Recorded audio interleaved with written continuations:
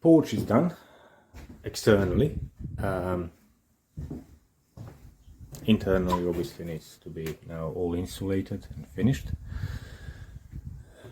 Now it's going to be to do all fascias and soffits, but before we get on with plastics, I'm going to insulate all these eaves. So this is in the old lounge or new bedroom side. This was all uninsulated, so the timbers are treated or been done at one of the last times. Now I'm going to insulate with rigid insulation underneath the beam here and across here, and then fill this void, this triangle a bit, with quilt by leaving 4 inches rafters air gap leading from the eaves, from the ventilators. You can see the overfacial vent underneath that eave tray. That's a vent leading above the beam and venting the loft. There's there. So it's going to be insulated below the beam, this bit here, this bit in between, and then this face here is going to have insulation as well. I'm going to take this plasterboard out, so I'm going to have insulation here, insulation over it, and then new plasterboard on both sides. So that's we don't get cold bridging through the timber itself. And on this side here, where the porch is, you can see we've done warm deck. So there is our 60mm on top of the multi-foil insulation, on top of the furring boards and joists. So in between that we're going to have an air gap, and then 25mm insulation, and that together. So the deck, 60mm multi-foil air gap and 25mm with another air gap in below that, and plasterboard will give us enough U value for the ceiling. The sides and eaves of the flat roof, as that section there, and one on the front that goes in front of that window, and this section here where this overhang is, that's going to stay uninsulated and vented. It's going to have cross ventilation from bottom of the cladding, behind the cladding, up into eaves, and then up between the rafters, up in the loft. As you can see there, that's where ventilation will go from behind that, in that void, and up in the loft. Now I'll have to insulate them bricks below the plate, so plate and the bricks on that face, that will have to be insulated, but I'll have to maintain the air gap again from the ventilators up in the loft, and I will have to block up from the masonry here up to this multi-foil as well to insulate the ceiling void here from vented section of the loft that is above. So it's quite a few tricky points there, but it's all doable, and I'll try to explain that again as I go along. The thing is with warm deck is to stop condensation within the roof space and within the voids, because if you put insulation on underside of the structure or within the structure by leaving void or air gap between the deck and insulation, that section of the roof can get hot and cold and condensation can occur. So that's why cold roof decks, or they have to be vented to actually minimize condensation and to disperse that moisture content. Whilst the warm deck, where you have insulation on the upper side of the void, they don't condensate on top, and below of insulation actually temperature is more stable, so it doesn't condensate. But it's very important not to have a bridging points and it's very important not to have any voids above insulation that are not ventilated. I've seen many buildings fail with this, where we go and do repairs 10-15 years after it's been built, and where builders didn't really understand concept of the warm deck and cold deck roof, and they didn't really understand venting. It's very often missed section is that there. As you can see, there is no insulation there on existing. We have well, from this point of view you can see 2 courses of brick, but there is 1 more course, so it's 3 courses of brick, and the plate, it's not been insulated directly open to the soffit, and that's cold bridging point. That's why many houses you'll find, when people have a heating on inside, oops, let me just turn this, when people have a heating in a house on quite hot and it's cold outside, you'll find mold going across the top section. It's mainly condensation, because that is really cold section of the wall, but it's just a single skin 4-inch masonry wall that is directly open through the soffit to outside temperature. Because soffit, like in this house, this bungalow, was only thin cement board or asbestos board. So, and also the felt and roof tiles, they don't insulate really. So if outside, say on a winter day, you have -5, within this void it's -5, within this room could be +20. So -5 +20, all we have is a bit of plasterboard here, or on this section here and this section here, all we have is just a solid 4-inch wall, bit of brick. That's not insulator. And then what happens on the warm side of that, to say membrane or fabric or surface, surface, let's call it surface. On a warm side of the surface, warm air will actually condensate. All the moisture from warm air will stick to that and condensate, and then, because being warm and damp on that section there, that dampness comes from the air, bacteria will grow.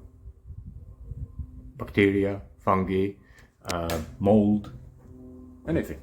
As we got here as well, look, that needs to be all washed out. I'll wash that out before plastering. And that's because that's never been insulated.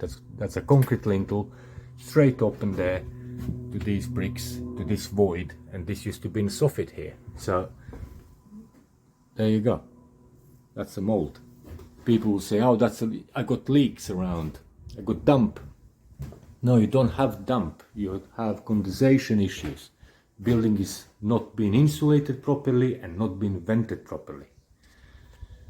Because if you just insulate and not vent, what happens then is you have loads of condensation above insulation there within the roof space, and then you start getting problem with wood boring beetle, with fungal rot, like a dry rot and wet rot sometimes, but mostly dry rot on the timbers.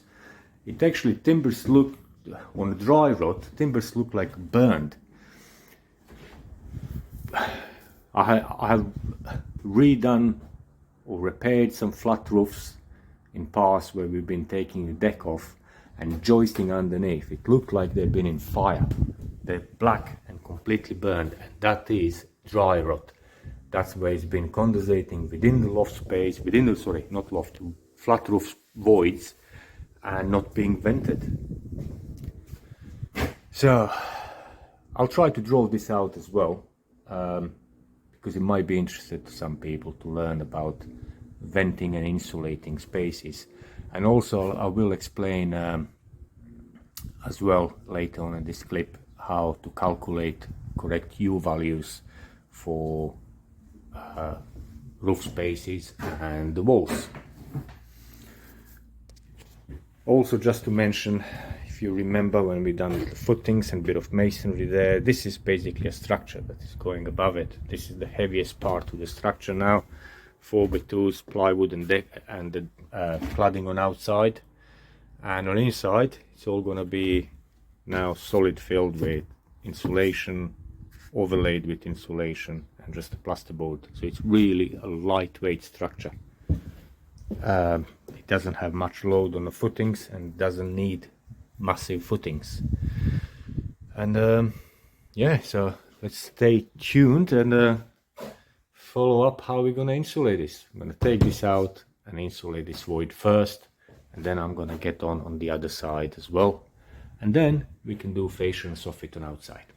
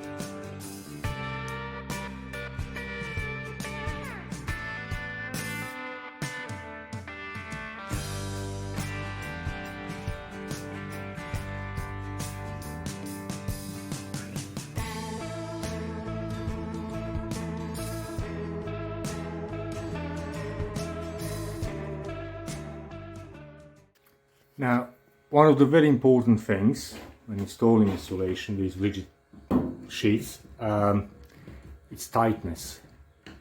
Tightness and accuracy of the cuts. Don't leave gaps. Obviously you can't just, take into account time, effort, cost and everything. You can't spend too much time making perfect cuts, but wherever you have a little gaps, just fill them up with a foam. So I got a little bit of gap there, fill in with foam. That's good. Let's go a bit of gap there. That will be good now. Let's go a bit of gap there. See? Tight fit now. Sometimes timber's a bit crooked or whatever. Just make sure if you have any gaps, foam them up.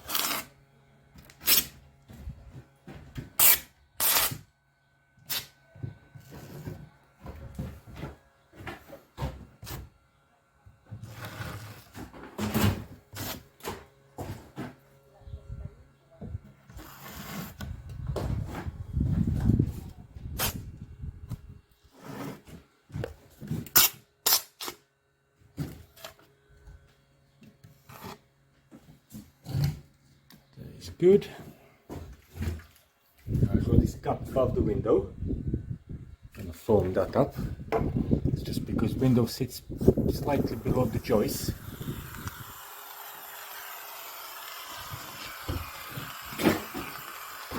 Which is actually good, to be honest. Takes any slack of the movement of the structure.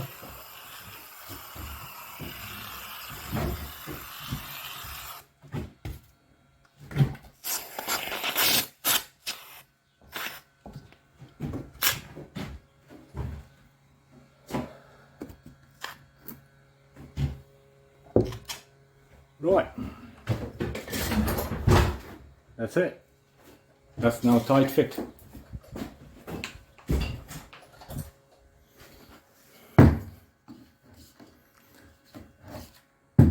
And if you remember, started with a full sheet, and these are all offcuts I have. That's the waste. Just a handful. Some slivers and dust. Even these little bits I'll probably find some space to shove them in. Now the next step is 25mm insulation, and I'll do that all the way from the ceiling all the way around and into the window. So it's going to be completely enclosed with insulation.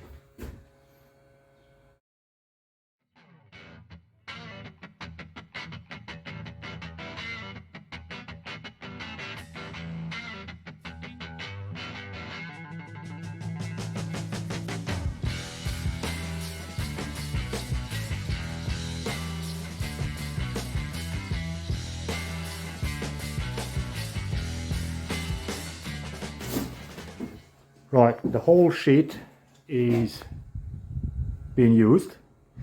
It's all been now clad on both faces. Just need to trim it a little bit. I got a bit of step here, and it's all ready for plasterboarding. Got marked up my joisting, as you can see, joist there. Got mark on the window here. That's where the nail is. So I'm just gonna board all that up nicely. And again, important thing about cutting crossways is you will produce far less offcuts and rubbish than if you cut bolts long ways. You can see I'm cutting crossways, that's a joint there, crossways, there's another joint there, and so on. And all the rubbish from 25mm, apart from the dust on the floor, it's this bit here. That's all it is, from a whole sheet of 25mm. Very important for your pocket and for environment. Plan your cuts and utilize all the bits. I do exactly the same thing on the boards. I just put a board, cut it off, whatever is off cut, start another side, and when I come on the end, I could have just cut that from the long ways board, but no, I cut it crossways that way and then fill in a little bit on the side. Same with the walls and everything. That's the way to produce least amount of rubbish. It's cutting boards crossways and fitting every single bit.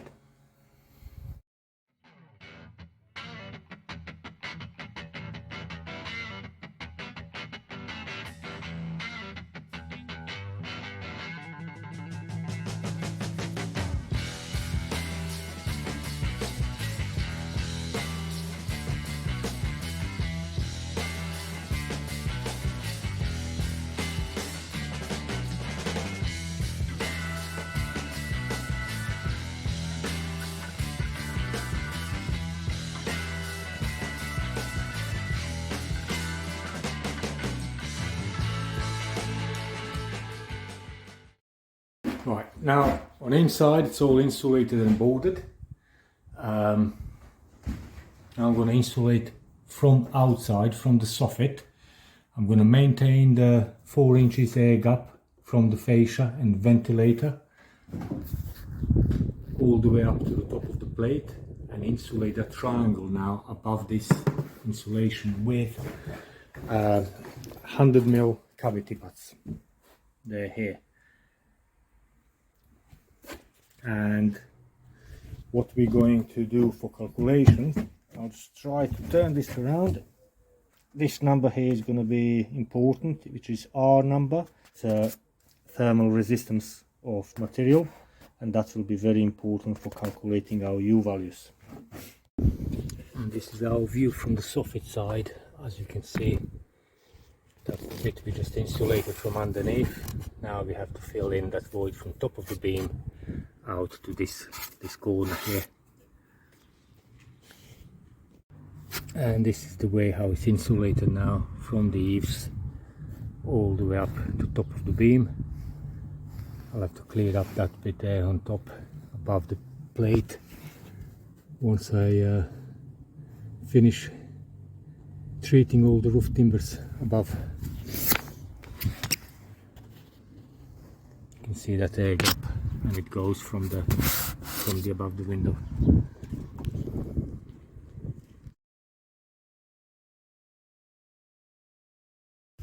Now for this side here, to insulate them bricks up to the plate, I'm cutting slabs into 300 and 150mm, and 300 is going to go in first, and then 150 mil is going to go behind it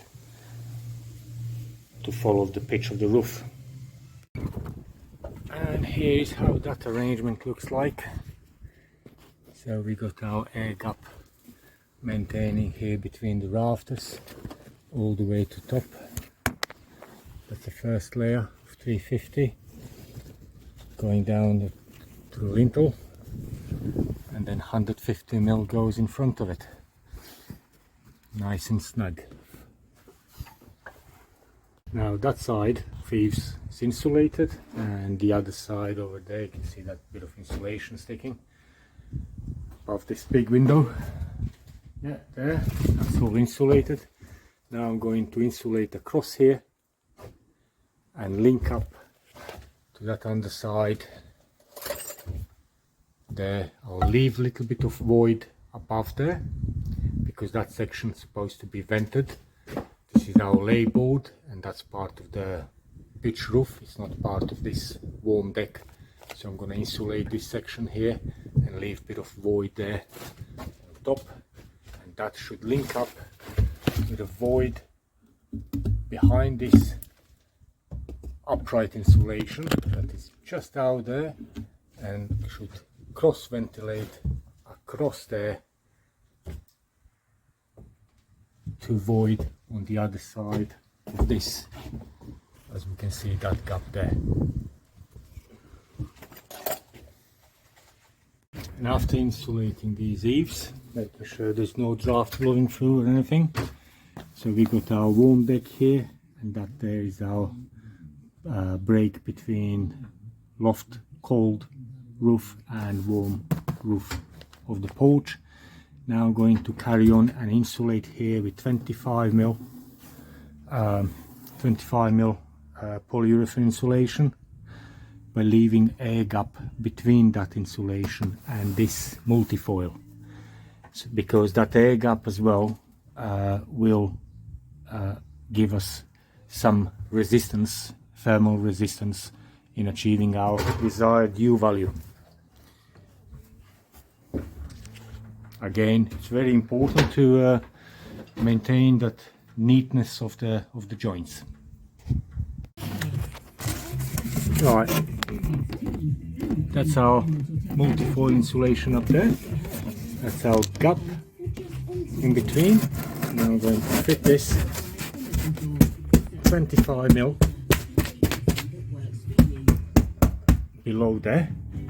It's going to be like that, with a gap above. Just need to trim a little bit here with a handsaw. Yeah. It's too tight.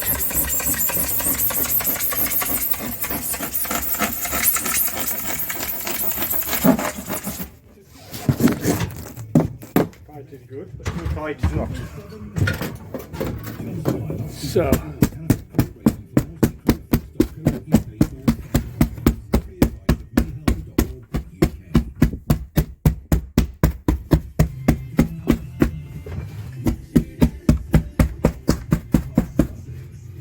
I don't want to push it too high because I still want that gap.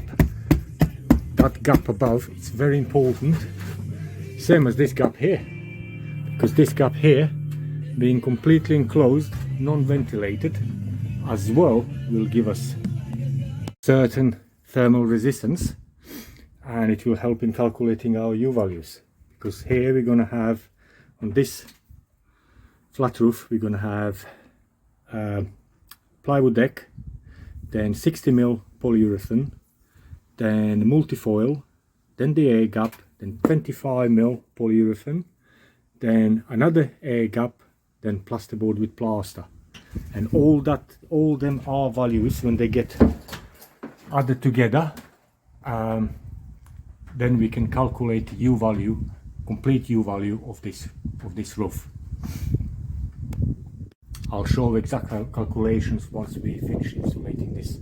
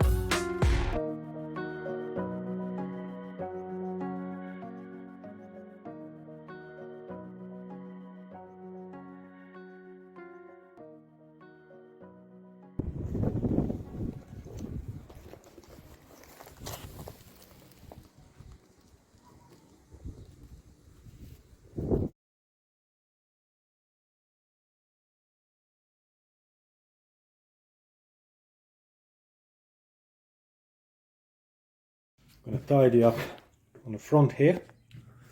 I'm gonna insulate the walls in the porch. Roof is all done, insulated other day, and now we can do walls. I'm gonna insert 90mm like that in between the studs, and then 25mm over the lot, and then plasterboard.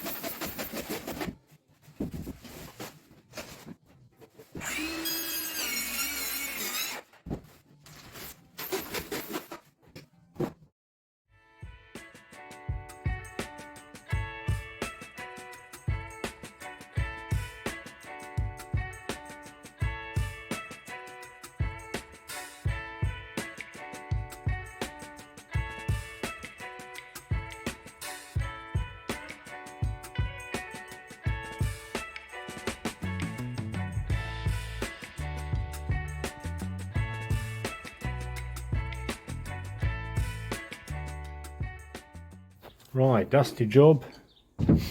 One part done. Few little offcuts and loads of dust. 90mm is all fitting in between the studs. Now it's ready to run 25mm. Before I do that, I'll bend this lead, fold it up the tray against the window, just like an envelope. Fold that up and then fold this behind. Then I can fit 25mm and it's ready for plasterboarding. Another little step stepped. And here it is. It's dressed up against the back of the window. Folded up so water can't run inside. Same here as well. So now I can do 25mm around and I'll fit the window board as well. Now with 25mm I'm wrapping all the way around, including the wheels, and this head where it passes up the plate, eaves infill. I'm lining that as well with 25, as you can see there, because that is only 90mm coming from the skilling, from soffit. So now it's got 90 and 25 with all these voids, and it's linking up with the ceiling insulation or roof insulation. Plasterboard will go onto the joist here and up to it.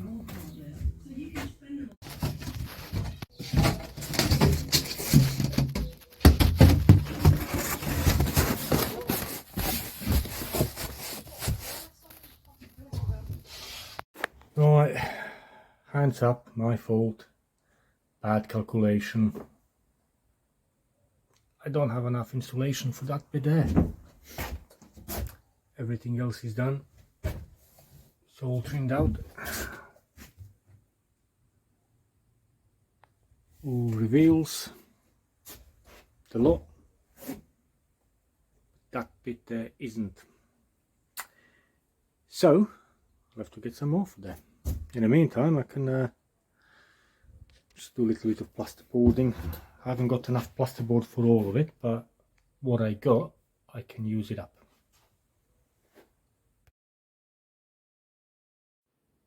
So we came to the end of this video clip, part 16.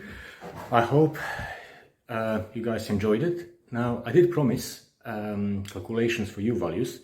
Now I have to apologize, it's not going to be included in this part 16 because it's getting rather large, so I'm going to make a separate video just for calculations of the U values and explain all that stuff, like lambda value, K value, R value and U values, and how to actually work out with them, and it's quite simple, to be honest.